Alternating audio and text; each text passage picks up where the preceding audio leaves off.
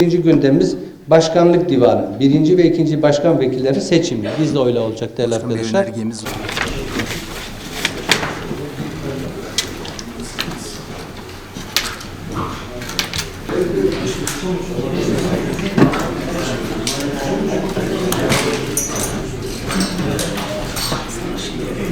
İkinci gündeme geçelim. Katip üyeleri seçimi var. Yine teklif var. Okuyalım. 04-2026 tarihinde yapılacak olan Nisan ayı meclis toplantısının gündem maddesi olan Başkanlık Divanı seçimi, 2 asil ve 2 yedek katip üye seçimi için aşağıda isimleri belirtilen meclis üyelerimiz aday olarak gösterilmiştir. Gereğini arz ederiz. 2 asil katip üyeleri Eda Baltacı, Ahmet Miraç Topal, 2 yedek katip üyeleri Numan Özcan, Mehmet Kasar, teklif sunanlar Hacı Ali Tankız, Hasan Van, Mustafa Karaman. Meclis Başkan Vekilleri sayımı bitti. Abdullah Şerefanlı 29, İdris Bostaş 24, ikinci Başkan Vekili. Sosyal Hizmetler ve Engelliler Komisyonu Hasan Van, Arif Demirel, Kenan Berk, Nedim Çeker, Seyfullah Oğuz Bey. Temel Haklar ve Kadın Erkek Fırsat Eşitliği Komisyonu Ebru İnanç, Eda Baltacı, Hasan Van, Mustafa Kasar, Selahattin Zincirkıran. Şişman Mahallesi 109 ada bir nolu parselin imar planı değişikliğine dair imar komisyon raporunun görüşülmesi. Raporu okuyalım arkadaşlar. Dosyada ve mahallede yapılan incelemeler neticesinde hayvan barınağımız 2 ay önce bitti. Hayvan almaya başladık. Bugün itibariyle tekrar arkadaşlardan sayıları aldım. Şu anda Battalgazi bölgemizde 600 küsür sokak hayvanı tespiti var. Bunlar da günlük 2 ekibimiz topluyor. Modern mekanda biz bu sokak hayvanlarımızı barındırıyoruz. Büyükşehir hemen tesisini yani gördünüz. Buradaki hayvan hastanesinden de istifade ediyoruz. Amacımız sokaklarımız güvenli olsun. Özellikle başıboş sokak hayvanlarının insan sağlığına, güvenliğine yönelik tehdidini bertaraf etmek için ekiplerimiz çok düzenli bir çalışma yapıyor. Orduzu, Bahçebaşı, mesire alanımız değerli arkadaşlar. Hep söylüyoruz, bölgede bir şehir kuruluyor. 9-10 bin ailenin gideceği, ortalama 40-50 bin insanın yaşayacağı küçük bir şehir kuruldu.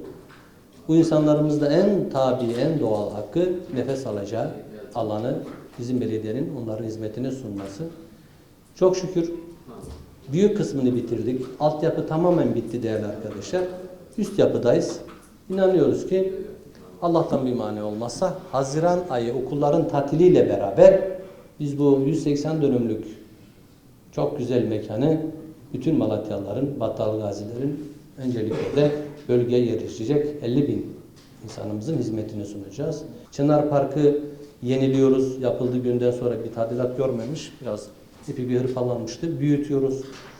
Yani orayın bir tamamlayıcı konsepti olacak. Ordu'da hemen Güldalakşit Bulvarı da büyükşehirimiz bitiriyor. Kuzey Çevre Yolu'nun devamı bir güzellik katacak, trafik yoğunluğu olmayacak. Hemşehrilerimiz Kuzey Kuşak Yolu'ndan fevkalade kısa süreliğine hemen o Galip Demirel Parkı'ndan başlayıp bizim Orduzu Pınarbaşı Göz'ün o çıktığı yere kadar bir 3 kilometrelik bir kesintisiz yeşil alandan istifade etmiş olacaklar. Şimdiden hayırlı olsun. Fen işlerimiz, ilgili başkan yardımcısı arkadaşımız, altyapı kuruluşları olan Maski, TEDAŞ, Telekom, Aksagaz'la koordineli çalışıyorlar. Hangi mahallede, hangi sokak bitmişse orada başlıyoruz. Değerli arkadaşlar, bugün kazısını başlatmış olduğumuz Aşevi projemiz. Hastane Caddesi'nden yukarı çıkarken Müjde'yi geçince soldaki parkın içinde değerli arkadaşlar. Güzel bir mekan olacak. Yine hayırseverlerimiz var, kıymetli meclis üyelerimiz var. Allah hayırlarını kabul etsin. Çoğu büyük kısmını üstlendiler. Yine belediyemizden çok bir şey çıkmayacak. Aranızdaki arkadaşlarınız güzel meclis orayı inşallah bitirecek ve Malatya'nın hizmetine sunacak. Hep ne dedik? Bu şehirde kimse aç yatağa girmesin değerli arkadaşlar. Allah bunun hesabını bize soracak. Kent lokantaları konsepti farklı bir konsept. Burası aşevi.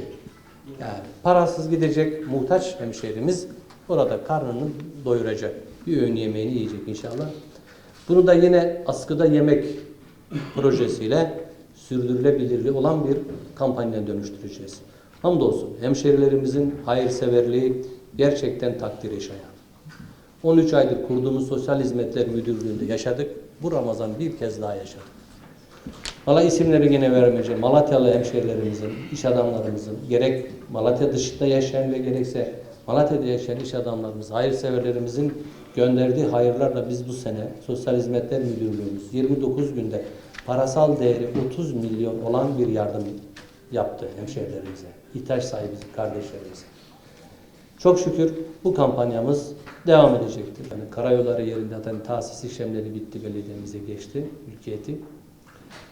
15 dönüm çok güzel bir mekan, birkaç mahallenin kesiştiği nokta, çarşının merkez sayılacak bir yerde milletimizin, hemşehrilerimizin, kadınların, yaşlıların, çocukların nefes alacağı çok güzel bir mekana dönüşecek. Proje çalışmamız bitti. İnşallah alt Zafer Mahallesi'ne taraf kısmında kuzeyinde kod farkından kaynaklı hemen altta 100 araçlık çok güzel bir otoparkımız olacak ve hayır çarşımız olacak. Tabii bu iki mekan Millet Bahçesi'nin girişleriyle tamamen ayrı. Zafer Mahallesi'ndeki o alt sokaktan yapılacak. İnşallah dediğim gibi bu sene hedefimiz Sayın Murat Kurum Bakanımızın büyük desteğiyle inşallah 2026 yılı içerisinde bu millet bahçemizi de Batal Gazi'mizin, Malatya'mızın hizmetini sunacağız. Taziye evleri kampanyası değerli arkadaşlar hızla devam ediyor. Bir tane yerimiz bitti. Nisan ayı ortasında teslim edeceğiz. Muhtarımıza ve bizim müdürlüğümüze anahtarlarını birer tane vereceğiz. Öbür taziye evimiz peyzajı bina bitti. Peyzaj çalışmasına geçildi. 1-2 hafta içerisinde onu da inşallah peyzajı bitmiş olacak. 2 inşaatımız kabası bitti. İnşaat öbür ince inşil inşallah kısa sürede bitireceğiz. 3 tane hayırseverimizin de yer teslimleri yapıldı. Projeler falan bitti inşallah. Onlar da bu sene içerisinde bitmiş olacak. Eski Malatya'mızda 3 tane hayırseverimizin proje yapacağı taziye evlilik proje çalışması bitti. Cuma günü bir tanesini protokolle inşallah teslim edeceğiz.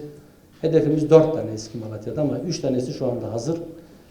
İnşallah onlar da sene sonuna kadar +1 de yaparsak 4 tane de eski Malatya'da bitmiş olacak. Kırsal mahallelerimizde İnşallah Nisan ayı içerisinde 6 tane mahallemizde temel projeleri bitti. Temel açıp teslim edeceğiz. 2 tane SEM konağımız var, çalışıyoruz. Hasırcı bitti. Kütüphane ve halk eğitim irtibatlı kadınların kurs göreceği mekan inşallah kütüphane açtık. Halk eğitim de Nisan ayı içerisinde bitmiş olacak. Kurs başlamış olacak. Hatun Suyu'ndaki eski belediye binamızda inşallah proje çalışıyoruz. Kaynağı ayarlayacağız Allah'ın izniyle. Orada çok güzel bir SEM konağı olacak. Hem çocuklarımıza, yavrularımıza kütüphane, internet hizmeti hem de bayanlara yönelik kurs merkezi olacak.